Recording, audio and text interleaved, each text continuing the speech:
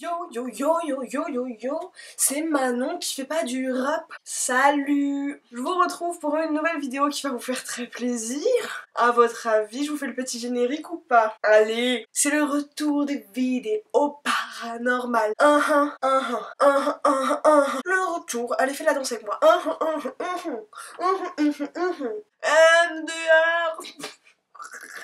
Et oui, pour fêter les 10 000 abonnés, ouais, confetti, confetti, confetti, feu d'artifice. Merci, vous remercier, hein. J'ai prévu cette vidéo, qui est une vidéo paranormale. J'ai donc sélectionné les 4 histoires les plus flippantes. Ouh. Non, sérieusement, vous m'avez envoyé des histoires qui font flipper la mort qui tue. Est-ce que vous vous rendez compte que je n'ai pas voulu dormir seule pendant 3 jours après? Donc, on va commencer par le témoignage de Sarah. Sarah, c'est une fille que j'ai vue à la Get Beauty, donc d'ailleurs je te fais 1000 bisous à toi et à ton copain. Coucou Sarah, c'est Manon, on s'est vu à la Get Beauty. Je sais.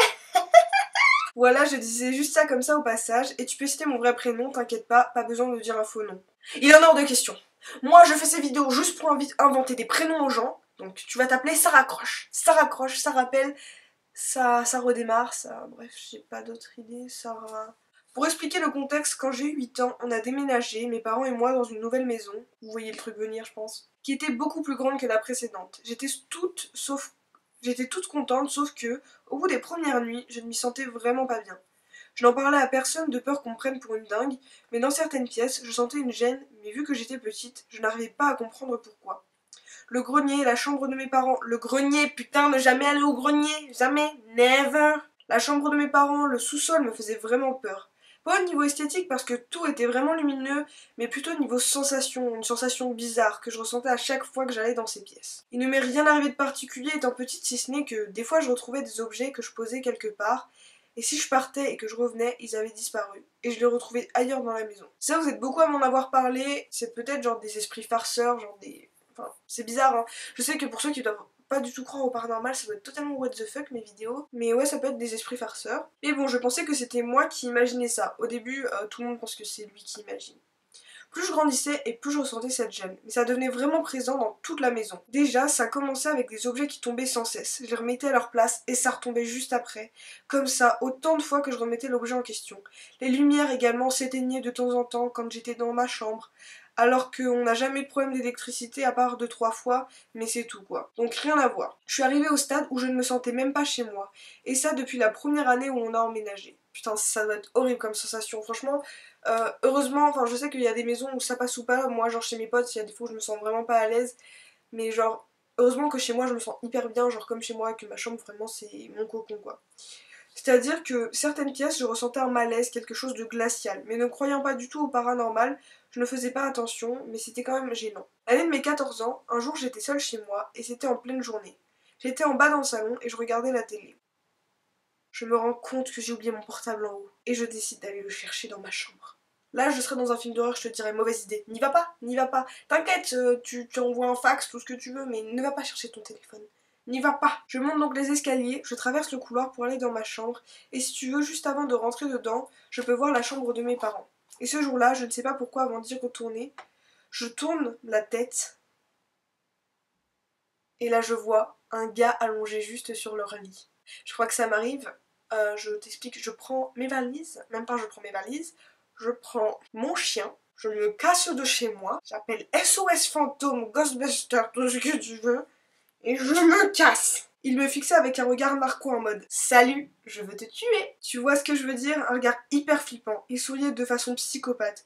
Mon premier réflexe, comme une débile, ça a été de m'enfermer dans ma chambre. Je me suis dit que c'était un mec complètement fou qui était rentré chez moi. J'imagine bien. Je prends mon courage à deux mains, je sors de ma chambre et je ne le vois plus. Je fais toutes les pièces, impossible de le revoir. Donc là vraiment je comprenais pas. Si ça aurait été une vraie personne, je l'aurais entendu marcher, mais même pas. Le même soir, je n'en parle à personne. Je pensais vraiment que j'étais devenue folle. Ma mère me demande d'aller dans sa chambre pour que je regarde un film. Mais bon, je flippais parce que j'avais peur de revoir ce mec venu de nulle part. Mais bon, j'essaie de penser à autre chose et je viens avec elle sur le lit.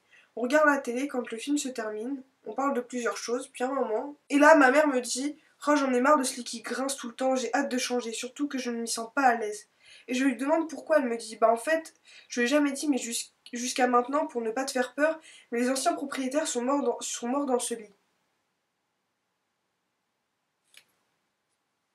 Oh, shit. Jamais je ne j'ai l'impression que je suis la plus grosse flippette du monde, mais jamais, tu m'entends jamais, je ne pourrais dormir dans le lit où quelqu'un est mort. Jamais. Vu qu'elle a connu les anciens propriétaires et pas moi, j'étais trop petite, je lui demande si Monsieur Simon, l'ancien propriétaire, ressemblait à ça. Donc je lui fais une description du mec que j'ai vu dans la journée sur ce même lit, et elle me dit mais comment tu sais qu'il était comme ça? T'as trouvé une photo de dans la maison? Je lui dis que oui, j'ai cru voir une photo alors qu'en fait c'était pas du tout le cas. C'est juste que c'est juste que je l'avais vraiment vu de mes propres yeux.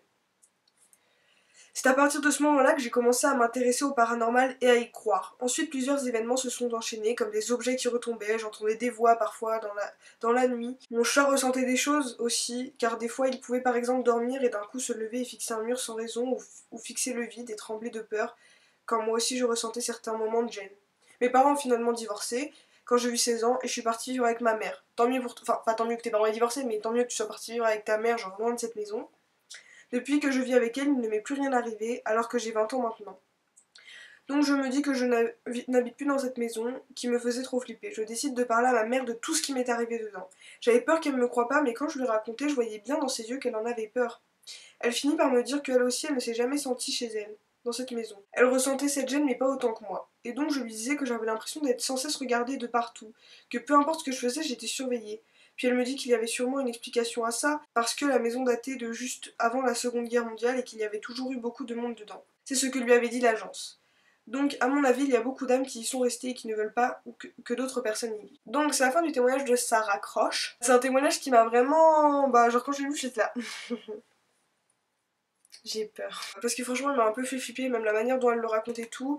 En tout cas, Sarah, ça m'a fait hyper plaisir que tu te confies à moi, de te voir à la Guette Beauty et tout, et ça m'a fait hyper plaisir que tu confies cette histoire à moi et à vous, enfin aux gens qui regardent, parce que bah j'imagine que ça n'a pas dû être facile pour toi de vivre tout ça et en plus de l'avouer. Deuxième expérience, je sais pas si je vais en faire 4 ou pas parce que je me dis que ça va être trop long pour...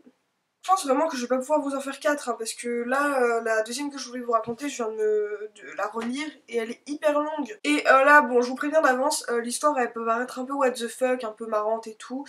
Mais moi je l'ai lu de manière sérieuse en croyant la personne. Et du coup, je me suis dit, en fait, c'est tellement un truc qui l'a traumatisé toute sa vie que voilà, je veux pas qu'il y ait de moquerie, donc je pense que je mettrai soit les commentaires en attente d'approbation, soit bah je validerai vos commentaires. Genre je supprimerai les commentaires de gros connards qui se foutent de sa gueule parce que enfin franchement moi je trouve pas ça drôle de se moquer genre des trucs de vie comme ça. Enfin des trucs qui l'ont un peu traumatisé. Du coup même si ça peut paraître drôle, même si je vous avoue que j'ai eu parfois un peu le sourire en lisant le truc, parce que ça peut être un peu... Bon, je vous avoue, ça peut être un peu rigolo, voilà, je vous dis tout, moi. Je vais commencer sans plus tarder. Coucou, pour me présenter vite fait, moi c'est Jo, j'ai actuellement 22 ans et je suis en master d'espagnol. Hola, ¿qué tal? Soy una alumna de la clase d'espagnol. Je vais arrêter de me ridiculiser. Alors quand j'étais plus petite, il m'est arrivé une expérience totalement paranormale de mon point de vue. Je viens de découvrir ta chaîne et en voyant que tu proposais une adresse pour qu'on puisse t'envoyer nos expériences, je n'ai pas hésité. Donc je devais avoir l'âge de 8 ans et demi et environ, et à ce moment-là j'adorais dormir avec ma soeur dans la chambre. Elle avait 10 ans à l'époque. Elle me passait sur son lit une place et elle prenait un matelas. Mais elle adorait dormir sur un matelas au pied du lit. On a tous connu cette période de matelas, tu vois. Un soir, après avoir discuté avec elle, on décide de se coucher vers 22-23 heures. Je me souviens comme si c'était hier, qu'à un moment, pour moi ça se passait peut-être 10 minutes après qu'on ait éteint la lumière, j'entends le radio réveil de ma soeur s'allumer avec une voix disant « Levez la jambe gauche, levez la jambe droite, etc. » C'était une femme qui dictait des exercices de sport. C'était vraiment trop bizarre. Du coup, vu que ma soeur était la plus près du réveil, je lui dis Léa, va éteindre le réveil s'il te plaît. Je suis vraiment désolée, je sais que ça va faire une lumière totalement jaune et tout, mais j'ai pas d'éclairage et c'est impossible pour moi de le lire. Je suis vraiment désolée. La luminosité de mon truc elle est au max et voilà. Je suis vraiment désolée. Comme une femme qui dictait des exercices de sport, c'était trop bizarre. Du coup, vu que ma soeur était la plus près, je lui dis Léa, va éteindre le radio réveil. Pas de réponse de sa part. Du coup, je me dis qu'elle s'est endormie vraiment vite. Sachant que pour moi ça faisait peut-être 5 ou 10 minutes qu'on avait éteint la lumière. Donc là je me lève, je vais éteindre le réveil et je me rends compte qu'il y a écrit 4 heures du matin. Alors je me souviens avoir halluciné en me disant que c'était impossible pour moi. J'avais pas dormi 5 ou 6 heures, sachant que je me souviens même pas avoir tenté de fermer les yeux juste après avoir éteint la lampe. Je ne sais pas pourquoi mais j'ai senti qu'il se passait un truc. Déjà à partir de cet événement, le réveil, et bien sûr les choses se sont enchaînées. Donc en gros elle a senti qu'un truc se passait et les événements sont enchaînés. parce que je crois que j'ai mal lu la phrase. Après être donc revenue dans mon lit, je ne me suis pas rendormie tout de suite, et peu de temps après, c'est là pour moi où il s'est passé un phénomène paranormal. J'ai commencé par entendre des bruits et des voix dans le couloir juste à côté de la chambre de ma sœur. Et c'était des voix masculines. J'entendais comme s'ils disaient « Oui, c'est bien là !» Je me souviens d'avoir flippé d'une force, et le pire est arrivé pour moi. C'est quand j'ai entendu la poignée de la chambre s'ouvrir, et là je te jure que tout ce que je te dis est vrai et que je ne rajoute rien, ce n'est pas du mytho ou quoi que ce soit. Je pense pas être une déglinguée du cerveau, et j'ai donc vu rentrer, attention je ne rigole pas, 4 espèces de nains. Donc je vais dire petites personnes de petite taille, parce que voilà, enfin j'ai pas envie qu'après il y ait des personnes de petite taille qui me disent mais t'as dit nain et tout. Donc on va dire personnes de petite taille. Je respecte totalement les personnes de petite taille, qu'on soit bien clair, que vous fassiez 1m10, 90 cm, 20 cm ou 2m10, je vous aime toujours autant. 4 espèces de personnes de petite taille, mais pas des personnes de petite taille de jardin. Je suis conne. Bon, en gros, elle me dit que c'est pas des nains de jardin, genre que c'est vraiment des personnes de petite taille. Oh non! Bon, je vais vous lire la phrase telle quelle parce que franchement ça peut paraître hyper drôle, mais j'ai pas envie de rigoler, mais comme j'ai dit personne de petite taille, maintenant ça ridiculise totalement le truc. Bon, je vous l'ai. 4 espèces de nains, mais pas des nains de jardin, des vrais nains à la passe-partout. Ou à la passe-temps. J'ai regardé Fort Boyard hier, je vois exactement de quoi elle parle. On va dire des personnes de petite taille. Voilà, vous avez vu de quoi elle veut parler, putain, maintenant je me sens trop mal envers les personnes de petite taille. J'espère que vous avez de l'humour, les personnes de petite taille. Ils se sont avancés juste devant la porte de la chambre de ma sœur, puis ils se sont stoppés, et là se sont mis 3 alignés, et un... Attends. Ils se sont mis 3 derrière, alignés, et un devant les 3. En gros, 3 et 1 devant. Celui qui était devant avait une espèce de lampe de poche allumée qui faisait un faisceau bleu, et qui n'éclairait que le contour de la lampe de ma sœur. En gros, je distinguais très clairement les personnes de petite taille. De par l'espèce de lampe qu'avait celui de devant, le plus étrange c'est que ça faisait un faisceau bleu, putain, j'arrive pas à parler, ça faisait un faisceau bleu qui illuminait uniquement le contour de la lampe et non le reste de la chambre. Ce qui est impossible normalement, si tu éclaires quelque chose avec une lampe, il y a forcément le reste de la pièce qui va être un peu éclairé. Bah là non, tout était plongé dans le noir, hormis le contour de la lampe. Et les silhouettes de ces nains. De ces personnes de petite taille, putain! Moi j'essaye de respecter tout ce qu'on nous dit sur l'égalité, tout, sur les mots, il faut pas dire ça, il faut... Je ne sais pas, bon en gros là elle me dit les hommes ou les nains, je ne sais pas comment les appeler, mais une fois dans la chambre, ne parlez pas, mais regardez juste le contour de la lampe qui illuminait par le faisceau bleu. Et moi, on peut se demander ce que je faisais. J'étais au plus profond de ma couette, mais tout en regardant la scène, car de ne pas les voir, ça m'aurait encore plus terrorisée. Et je me souviens, comme si c'était hier, être en pleurs, mais en mode pleurs silencieux, à me répéter « Je ne dors pas, je ne dors pas, je ne suis pas folle », tout en pleurant silencieusement. J'avais qu'une envie, c'était de hurler. Mais quand on est terrorisé à ce point, il est juste impossible de sortir un mot. Après cela, ça ne s'est pas arrêté. Là, il y a une des personnes de petite taille qui a dit quelque chose de semblable, genre « On va fouiller l'autre chambre maintenant ». Et là, ils se sont retournés et sont partis. Dans ma chambre, car oui, ma chambre à l'époque était collée à celle de ma sœur. Un des murs était le même pour sa chambre et la mienne. Et ce mur-là, c'était le mur où se trouvait collé au lit de ma sœur, c'est-à-dire que le lit où je dormais ce soir-là. Tout s'est passé très vite ensuite. J'ai entendu comme plein de trucs se renverser par terre, comme si on fouillait littéralement ma chambre pour trouver un truc en particulier. Et là, pareil, on peut se demander pourquoi je n'ai pas réveillé ma sœur. Eh bien, j'avais tellement peur que je n'osais même plus parler, de peur qu'il revienne ou qu'il se passe quelque chose. Surtout à 8 ans, ou même à 22 d'ailleurs, haha. Mais quand tu vois ce genre de choses, soit dès le départ tu gueules, soit t'es paralysé. Et moi, ce qui s'est passé, c'est que j'étais paralysée. Pour revenir à ma chambre, donc j'ai entendu un vacarme pas possible.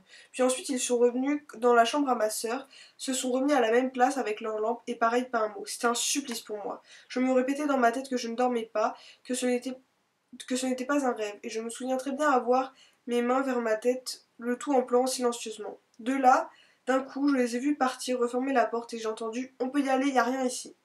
Puis là, je ne sais pas pourquoi, j'ai réussi à appeler ma sœur à voix basse, et au début, pas de réponse de sa part. Puis ensuite, elle me disait de me taire. Du coup, je me souviens avoir allumé la lampe de chevet pour l'obliger à me parler. Et là, j'étais en pleurs, à expliquer à ma sœur ce que j'avais vécu. Le plus fou, c'est qu'elle m'a dit qu'elle a senti pareil un truc qui se passait, mais que tellement elle était flippée, elle s'était mise sous sa couette, donc elle n'a rien vu. Et de là, on s'est mises toutes les deux dans son lit, terrorisées. On en a beaucoup parlé. Le lendemain, on a demandé à notre famille s'ils avaient entendu des choses, ils nous ont dit que non. Pour ma chambre, c'était trop bizarre. J'étais persuadée de la retrouver complètement fouillée le lendemain matin. Eh bien non, elle était comme la veille au soir. Rien n'avait bougé. Pour dire à quel point on était persuadé de ce qu'on avait vu, pour moi et entendu de ma soeur, on allait faire le tour du hameau pour demander aux voisins s'ils n'avaient pas vu quelque chose de bizarre la nuit, mais pareil que des retours négatifs. Enfin, les 15 à 20 jours qui ont suivi, on a dormi ensemble toutes les nuits de peur de revivre la même situation. Je tiens à préciser que si mon histoire est lue, ça ne sert à rien de me traiter de folle ou je ne sais quoi. Je sais ce que j'ai vécu, c'est le plus gros phénomène paranormal que j'ai pu vivre et j'espère sincèrement ne plus avoir à faire à ce genre d'événement. Rien que d'avoir écrit ce mail pour raconter cette histoire m'a mis des frissons dans tout le corps et ça me replonge dans cette nuit-là. Tout est vrai, rien n'est rajouté.